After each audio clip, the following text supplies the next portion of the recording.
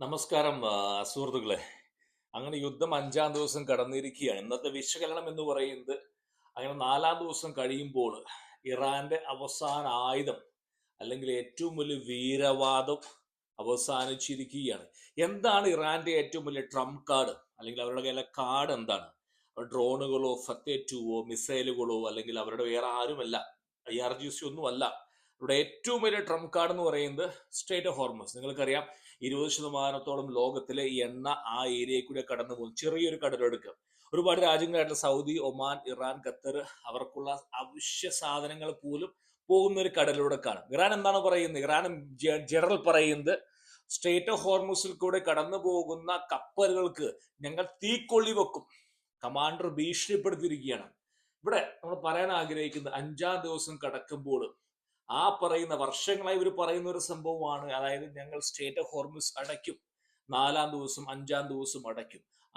അതും ചീറ്റിപ്പോയോ? അതായത് ഇപ്പോൾ നമ്മൾ ഇന്ന് കണ്ടതാണ് ഇന്ത്യൻ തീരം, ഇന്ത്യൻ ഓഷ്യനിൽ വിശാഖപട്ടണത്തിൽ, നിങ്ങൾ കേൾക്കുക, വിശാഖപട്ടണത്തിൽ നിന്ന് പുറപ്പെട്ട ഇറാനിന്റെ ഷിപ്പാണ് ഐറിസ് ഡീന എന്ന് പറയുന്ന എല്ലാമുള്ള അത്യാധുനിക നാവികസേന, ഹെലികോപ്റ്റർ ഉണ്ട്, മിസൈൽ ലോഞ്ചർ ഉണ്ട്, എല്ലാമുള്ള ഒരു ഷിപ്പാണ്, ഒരു നാവികസേനയുടെ കപ്പലാണ് അമേരിക്കൻ സബ്മറൈൻ നിന്ന് പുറപ്പെട്ട ടോർപിഡോ.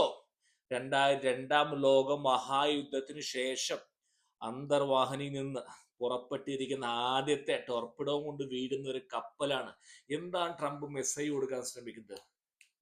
ഇത് അടയ്ക്കാൻ ഞാൻ സമ്മതിക്കില്ല, ഒരു കാരണവശാലും സ്റ്റേറ്റ് ഓഫ് ഹോർമസ് അടയ്ക്കില്ല, എണ്ണ വില മുകളിലേക്ക് പോകാൻ സമ്മതിക്കില്ല, ഈ പറയുന്ന അതായത് ഭീഷണി വില പോകില്ല. ഇറാന്റെ ലക്ഷ്യം എന്ന് പറയുന്നത് ഈ അടയ്ക്കുമെന്ന് പറയുമ്പോൾ ഒരുപാട് പേര് ചിന്തിക്കും, അപ്പോൾ ഇറാൻ നാളെ കുറെ ബോംബ് കൊണ്ടിടും, മൈൻ കൊണ്ടിടും. അങ്ങനെയെല്ലാം അടയ്ക്കുമെന്ന് പറയുന്നത് ഭീഷണിപ്പെടുത്തുമ്പോൾ കപ്പലുകൾ വരാതെയാകും. എന്തുകൊണ്ട് കപ്പലുകൾ വരാതെയാവും? ഇൻഷുറൻസ് കമ്പനികൾ അവർക്ക് ഇത് കൊടുക്കില്ല, ക്ലെയിം കൊടുക്കില്ല. കാരണം നിങ്ങളുടെ കപ്പൽ, ഞങ്ങൾ പോകുന്നത് മറ്റേ ചെങ്കടൽ, ഈ സ്റ്റേറ്റ് ഹോർമസ് പിടിക്കുക. അങ്ങനെയാണെങ്കിൽ നിങ്ങൾക്ക് ഇൻഷുറൻസ് ഇല്ല. ഇൻഷുറൻസ് ഇല്ലാതെ വരുമ്പോൾ എന്താ ചെയ്യാൻ പോകുന്നത്? ഒരു കമ്പനികളും അനുവദിക്കില്ല. അങ്ങനെ ഭയം സൃഷ്ടിച്ച് ഇൻഷുറൻസ് കമ്പനികളെ പറഞ്ഞ് ആ കടലിടുക്ക് പ്രായോഗികമായി അടയ്ക്കാമെന്നായിരുന്നു ഇറാന്റെ വിചാരം. അമേരിക്ക എന്താണ് ചെയ്തിരിക്കുന്നത്? അമേരിക്ക വളരെ വ്യക്തമാക്കി പറഞ്ഞിരിക്കുകയാണ്, ഞങ്ങൾ കൊടുക്കും അവിടുത്തെ പ്രൊട്ടക്ഷൻ. അതാണ് അവിടെ കാണിച്ചിരിക്കുന്നത്. 150ഓളം പട്ടാളക്കാരാണ് മരിച്ചിരുന്നത്. എന്ത് തള്ളലാന്നറിയോ പലരും വന്ന് ചാനലിൽ തള്ളിക്കൊണ്ടിരിക്കുന്നത്? എന്താണ് നിങ്ങൾ പറയുന്നത്? ഒരു വലിയൊരു കപ്പലാണ്, നാവികസേന കപ്പലിനെ ഭൂം അടിച്ചിട്ടിരിക്കുകയാണ്. ഞാൻ മരിച്ചുപോയ പട്ടാളക്കാരെ പറ്റി എനിക്ക് വിഷമമുണ്ട്. എന്നാൽ പോലും ഞാൻ പറയുകയാണ്, ഇന്ത്യൻ ഓഷ്യനിൽ നമ്മുടെ വിശാഖപട്ടണം പോർട്ടിൽ നിന്ന് പുറപ്പെട്ട ഐറിസ് ഡീന എന്ന് പറയുന്ന കപ്പലാണ്. മെസ്സേജ് എന്ന് പറയുന്നത്, ഈ പറയുന്ന കടലെടുക്ക് ഞങ്ങൾ തടുക്കാൻ സമ്മതിക്കില്ല. നാവികസേന ഭൂം കഴിഞ്ഞു. അത് അമേരിക്കയുടെ സ്ട്രാറ്റജിയാണ്, ഈ കടലെടുക്ക് പോവുക. അങ്ങനെ പോകുമ്പോൾ ഈ പറയുന്ന രാജ്യങ്ങളിലേക്കുള്ള ആവശ്യ സാധനങ്ങളുടെ ചരക്ക് ഗതാഗതം ഒരു കാരണവശാലും പോകത്തില്ല. അത് ഒരു സാമ്പത്തിക ഭീഷണി. അതിനെ ദീർഘകാലം അടച്ചു പൂട്ടി.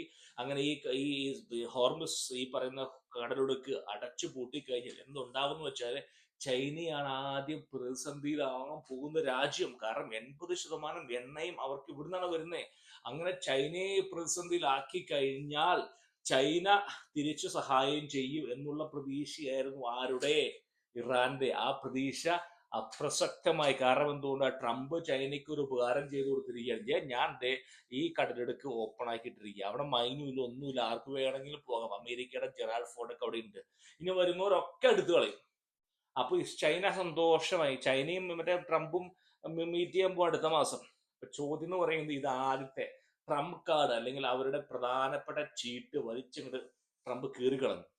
രണ്ടാമത് പറയുന്നത്, ആദ്യ ദിവസം അവരുടെ വ്യോമസേന കേൾക്കുക, ഇനി എന്ത് വെച്ചാണ് ഇത് തകർക്കാൻ പോകുന്നത്, അല്ലെങ്കിൽ എന്തുണ്ടായിട്ടാണ് ഇനി ഇതൊക്കെ ഹോർമുസ് കടലെടുക്കിലേക്ക് എന്താണ് എടുത്ത് വിടാൻ പോകുന്നത്?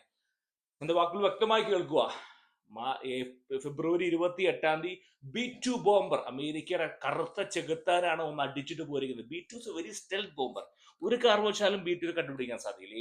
ഏറ്റവും മോശപ്പെട്ട കാലഘട്ടത്തിൽ പോലും പോകാൻ സാധിക്കുന്നതാണ് B-2.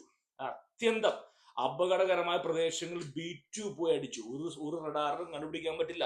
മാർച്ച് 2 B-1 ലാൻസർ ഇറാനിൽ ഏറ്റവും ആഴത്തിൽ പറന്നതായി റിപ്പോർട്ട് ചെയ്യുന്നു. 2003 ശേഷം ഒരു രാജ്യത്തും B-1 B-2 അല്ല, B-1 ലാൻസർ പറന്നിട്ടില്ല. ഇത് സൂചിപ്പിക്കുന്നത് ഗ്രൗണ്ട് ടു സർഫേസ് പ്രതിരോധ സംവിധാനം ദുർബലമായിരിക്കുകയാണ്. ഇനിയാണ് ഇവൻ വരാൻ പോകുന്നത്. ആരാണ് വരാൻ പോകുന്നത് അറിയോ? B-2 സ്ട്രാറ്റോഫോർട്രസ് വരാൻ പോവുകയാണ്. B-52 എന്ന് പേര് കേൾക്കുമ്പോൾ നിങ്ങൾ ഞെട്ടിപ്പോവും. കാർപ്പറ്റ് ബോംബിംഗ് ആണ് അവൻ ചെയ്യാൻ പോകുന്നത്. കാർപ്പറ്റ് ബോംബിംഗ് 2091 ഡെസേർട്ട് സ്റ്റോം സമയത്തും 2003 ഇറാഖ് സമയത്ത് ഇവനാണ് ഏറ്റവും നാശം വിതച്ചത്. 70 വർഷം പഴയ ക്രാഫ്റ്റ് B-52.